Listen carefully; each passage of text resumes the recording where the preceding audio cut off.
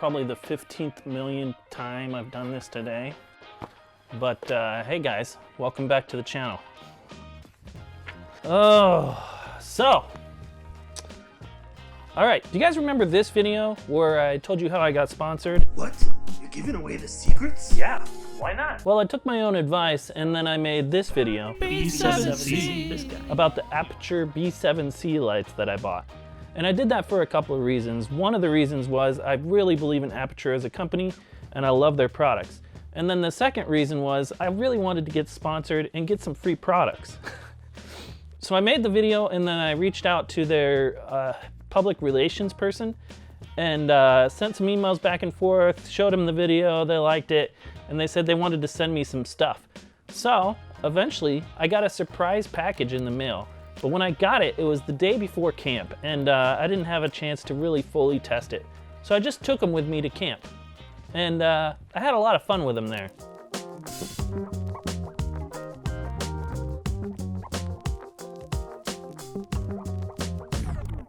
But now that camp is over, I can do some tests with some macro video.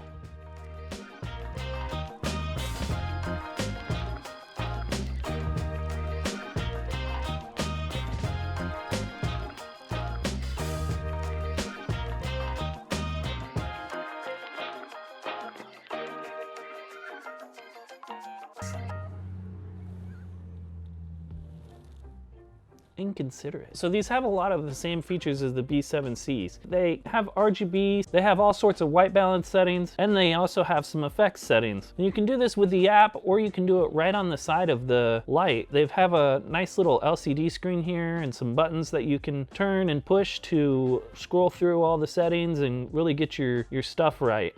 You can, of course, change all the colors and you can have all sorts of different white balance settings, and they also have some built-in effects. Some of these effects are more useful than others, but overall, I really like them. I'm not even a fire silly. So some of the pros about this. I like their form factor. I like how small they are. They're a nice size without being too small. It's something that you can really just chuck in your camera bag and have on set for accent lightings. But that brings me to one of the cons is on a set, you really want to be able to have these plugged in to not run out of batteries. I haven't really figured out how to do that yet. Sometimes when I plug in the cable and it's on, it turns off, but then sometimes it works. I might be doing something wrong, but I just really haven't figured it out yet. And you'd hate to have these die on you in the middle of a take. Aputure does, of course, have a case of these that you can buy, and they charge in the case, and there's multiple ones you can use and switch them out, so you always have some charging and some on you. But I really wish there was a better way to plug these in and have them charging and powered at the same time. Another thing I really like about these is they have magnets on the back, and that really allows you to put them in a lot of different places that you wouldn't normally think of, and helps with ambient lighting. So yeah, guys, that's about it for this video.